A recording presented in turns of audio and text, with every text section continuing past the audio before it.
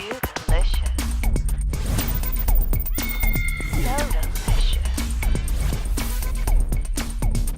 What's up, Brian Tong here, and welcome to Googlicious for everything Google that we can pack inside of a show each week. Mobile World Congress is in full effect, and the announcements are putting CES to shame with products that people actually want to purchase right now. Now, Samsung finally revealed the new Galaxy S5 packing a slightly larger 5.1-inch screen with the same resolution and an extremely familiar design that will remain a plastic body and a new perforated backing with colors that Samsung calls glam. Probably not the first word you want to hear when a company describes their phone. Glam. Now, the S5 brings new technology like the fingerprint scanner we talked about to unlock your phone, but it's also plugged into PayPal for mobile payments. It's water resistant and dust resistant, but you don't want to put this phone underwater. There's a slightly cleaned up interface, but nothing earth-shaking, and they also touted it as the first phone to bring a heart rate sensor on a phone.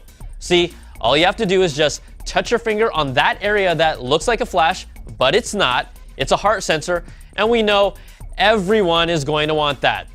Well, the bigger problem, Samsung didn't even give us a compelling reason for why it might be important. They just said it's an industry first. Come on, Sung! Now, my reaction to the Galaxy, faithful users will be happy with the new improvements. We aren't floored by the announcement, but it's the same story with smartphones. It's a mature market, and it's harder and harder to wow anyone.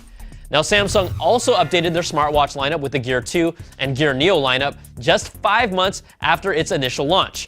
The watch will feature a slightly streamlined design. The camera placement is on the face and not awkwardly placed on the side for perv shots. It includes a heart rate sensor. It also has 4 gigs of storage to play music natively on the device. But the biggest improvement is that their entire wearable line is running on Samsung's own Tizen operating system and not Android. So it requires less power, and early claims expect 2 to 3 days of battery life. Still, the UI and OS aren't wowing us visually, but they will work with 17 Galaxy devices when they launch in April. The original Galaxy Gear only worked with the Note 3 on launch. Now, the product I was excited the most about was the Samsung Gear Fit. With a truly new design and form factor, Samsung is positioning this as their fitness band, but I think it's a huge miss for a company that should have made this their next-gen smartwatch. Now, my sources close to the project pitched the finalized design as a smartwatch with its own UI, but Samsung corporate decided this would be their fitness device instead and put Tizen on it, even if it only works horizontally and not vertically the way you would actually, look at your wristband or watch comfortably. Now, it has a one-of-a-kind look. It does everything the Gear 2 can with heart rate sensors and displays alerts from your phone with a 3 to 4 day battery life. You guys, they absolutely missed it here. People weren't impressed with the first Galaxy Gear. The Gear 2 is an improvement, but there's no buzz around it. And this was a chance for Samsung to make this a flagship product instead of just a fitness wristband.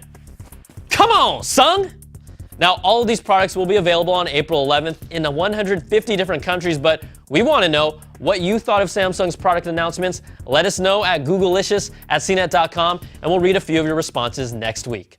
Now, there have also been plenty of other surprises at Mobile World Congress, like Sony's waterproof and 4K capturing Xperia Z2, or Huawei's Talk Band that's a fitness band with a Bluetooth speaker that you can take out of the band and then use it as a Bluetooth headset, or even the Geeks Phone Black Phone with a focus on user security and privacy. So all you guys got to do is just make sure to check out CNET's special coverage for all things Mobile World Congress and more on our website at cnet.com. Now, also, there's plenty of Google news this week. The smartwatch battles are just heating up, and a new CNET report says Google is set to unveil its plans for a smartwatch-centric operating system in March, most likely over a blog post, with the actual smartwatch making its debut at Google I/O in June. LG is the manufacturing partner for the hardware, while the Googs will handle the software aspect of the product, pinning its smartwatch OS on its Google Now voice assistant, and this platform is really perfectly suited to be adapted to a smartphone.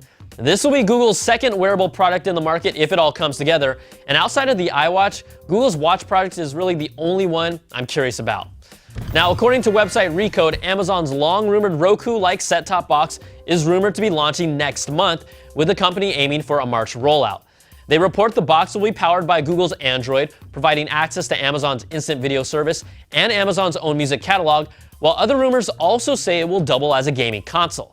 Now, it sounds ambitious, but we know 2014 looks to be the year of the video streaming set-top boxes as well, so we'll see what they can do with it to really make this compelling when people already have an Apple TV or Roku or even both.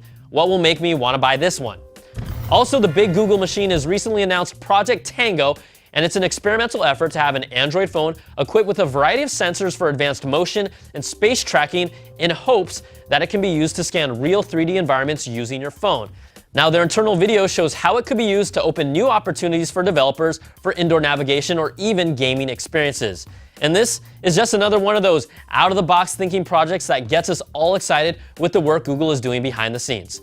Now, the prototype phone includes a 4-megapixel camera, 2 computer vision processors, integrated depth sensors, and a motion tracking camera. Pretty much everything I'd want in a woman. Now, the project is being led by the Advanced Technology and Projects Group. It's the same team behind Project Ara and the part of Motorola that wasn't sold to Lenovo that Google kept for themselves.